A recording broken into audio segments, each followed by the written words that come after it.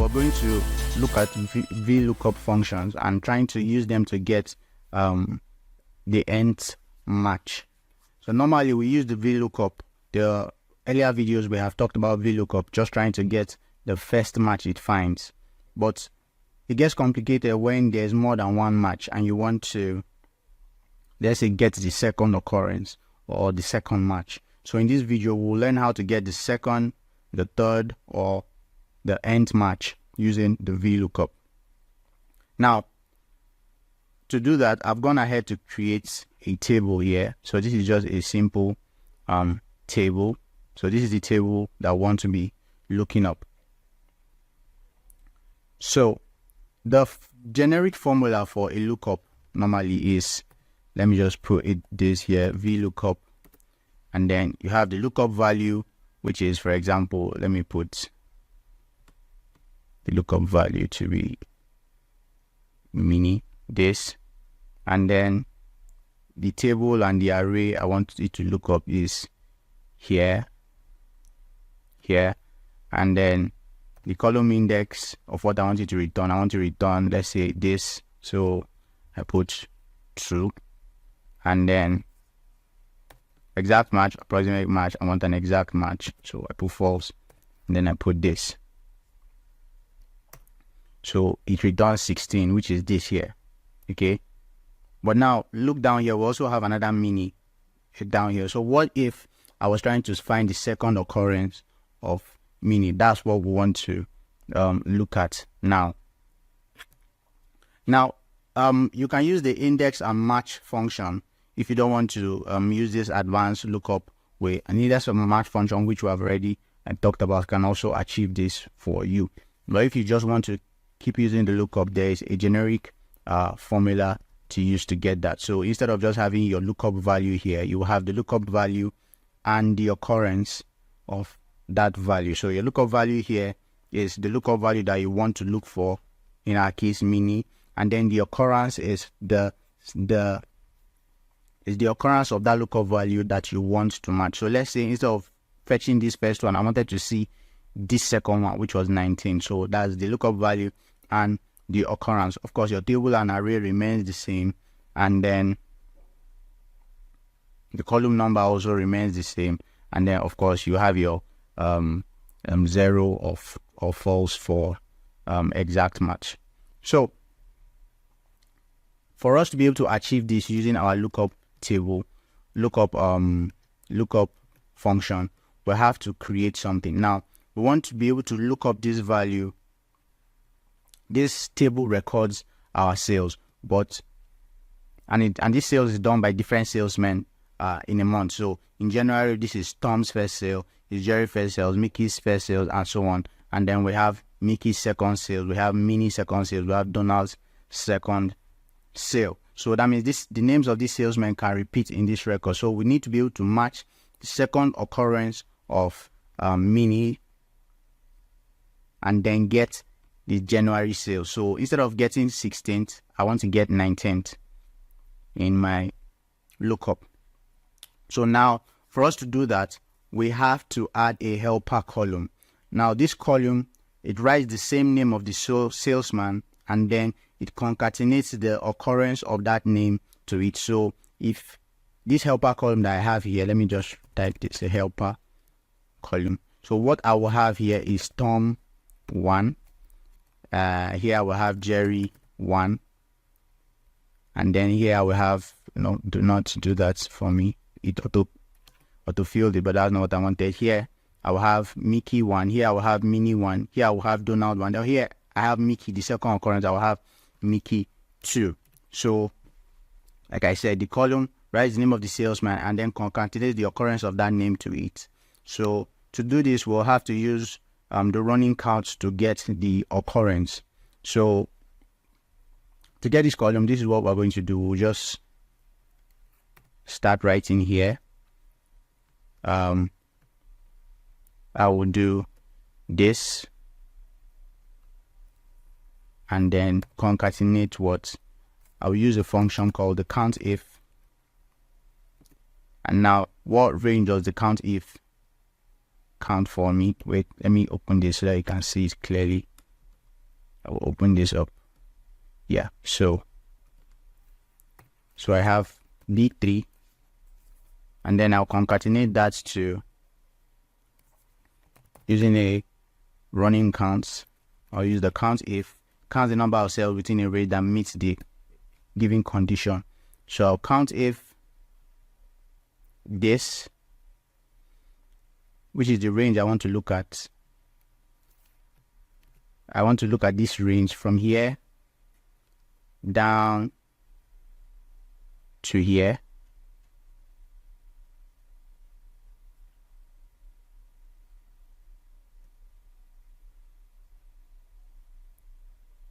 So I want to see this range, this same range, but I will change this to an absolute reference.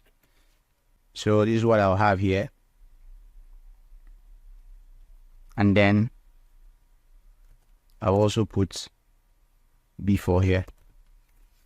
So if I close this, click on enter, I have, oh sorry, this is supposed to be B4.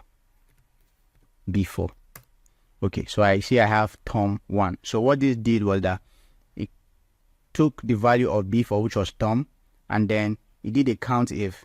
Now this count if we start expanding it, count if B4, that is this cell, the range I'm looking at is from that cell to that cell. If everything in that cell is equals to B4, it should count. So if I do that and I autofill, you see what we have here.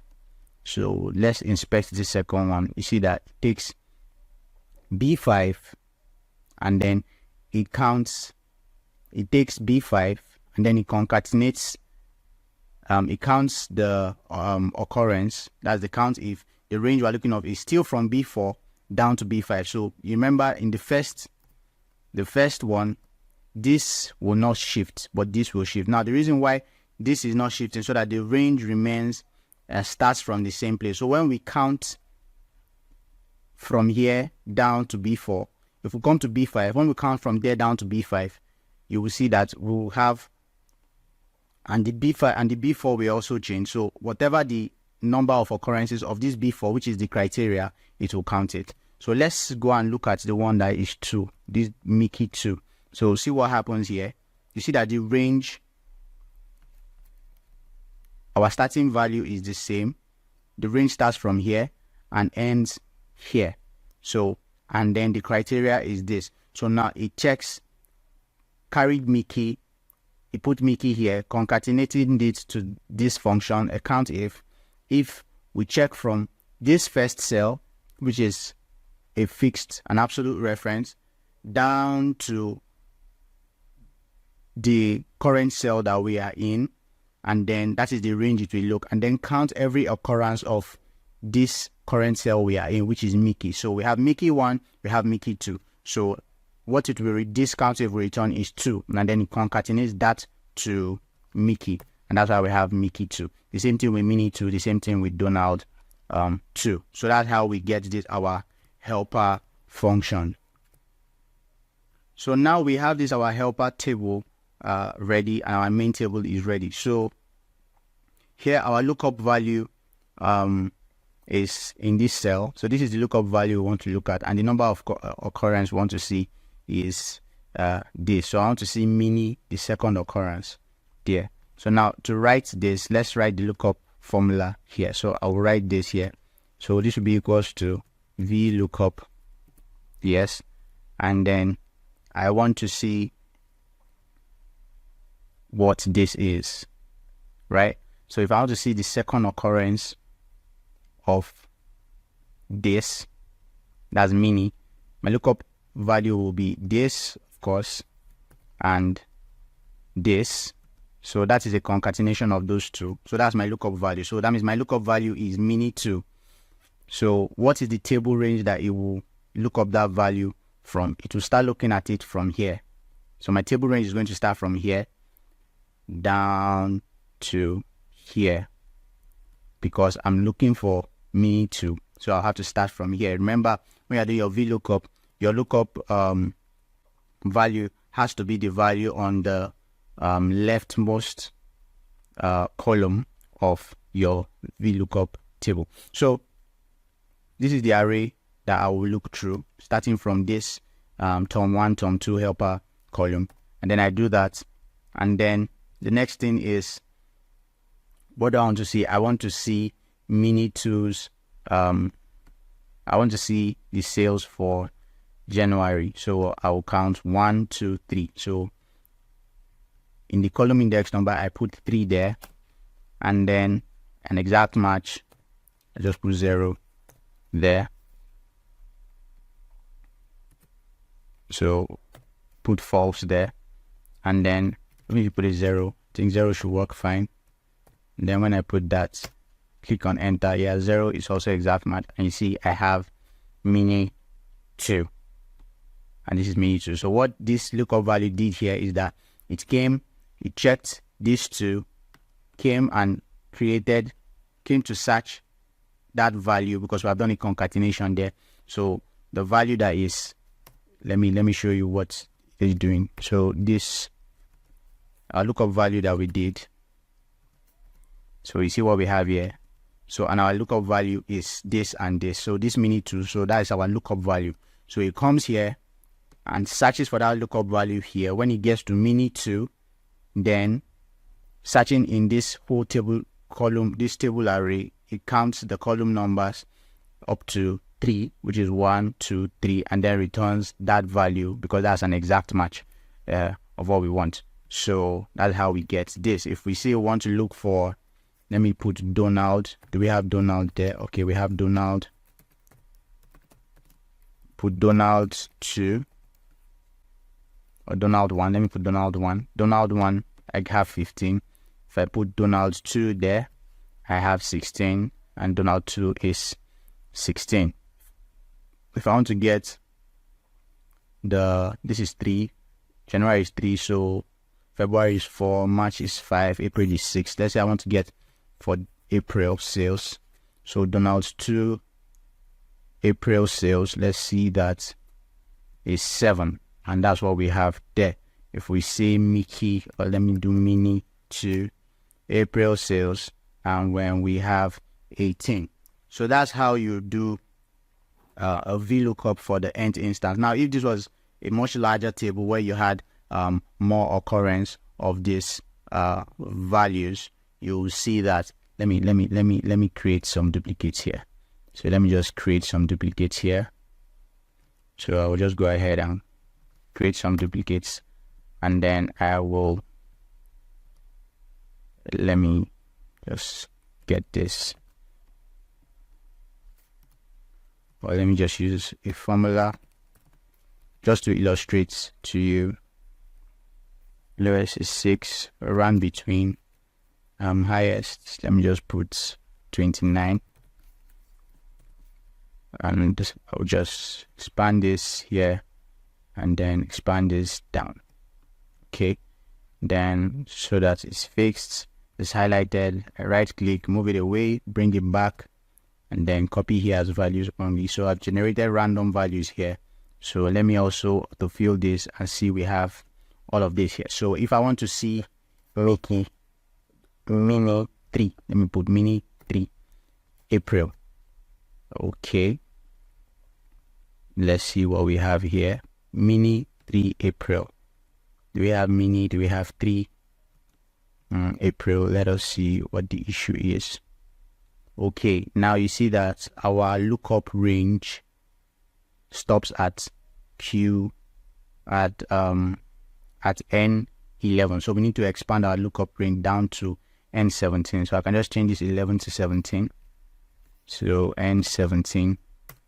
All right, so we are good now.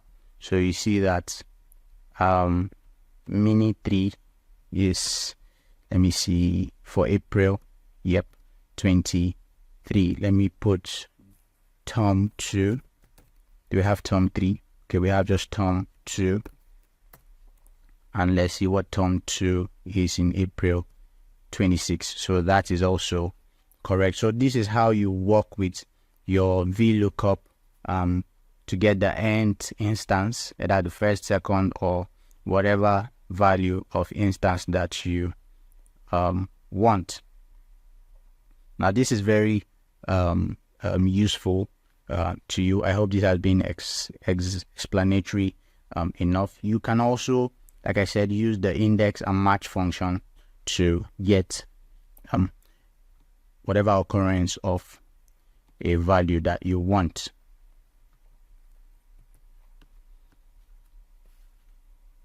So you can feel free to go ahead and explore this. Try maybe adding more values here and see if you can get this function to work fine for you. One more thing that I needed to add here is that you notice that when we added more values here, our lookup range did not change. So we had to come and manually impute 17 here. So there's a way to work around that, and that's using what we called a named range. So if I come and I select here like this, right, or let me select this here, and I come here and I name this data. So this range is now called data. If I increase it, or not do that, if I come and I increase it,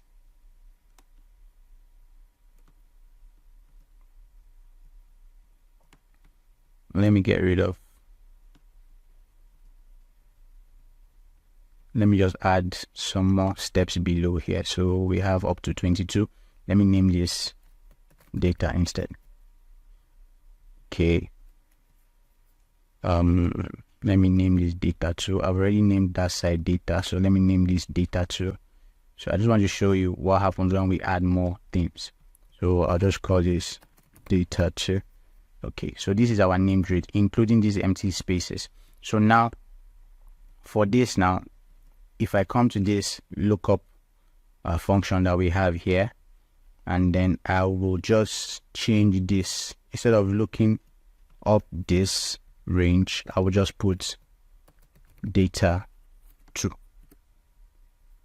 So you see that when I type data, it showed me data, and then it showed me data 2. So I'll just put data 2 there, and then I'm still having 26. So now why that is very useful is that if I decide to add some more things here, so let me just, oh no, let me come here, just copy some stuff from here, just copy some values from here, come and put them here, drag this down. So I have these values here. So let me now see for Tom 3. So Tom 3 is also giving me 20. Okay, let me get for Mickey 5. Let me get Mickey or Mini 4. Mini 4.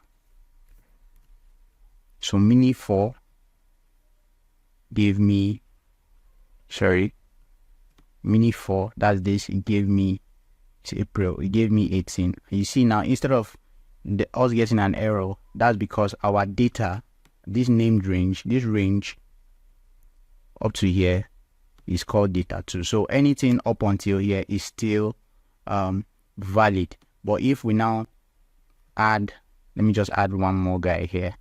Let me just find one more guy and add here. If I put something here now, and I do this, and I try to find Mickey 6, you see I'll have an error because Mickey 6 is not part of the named range.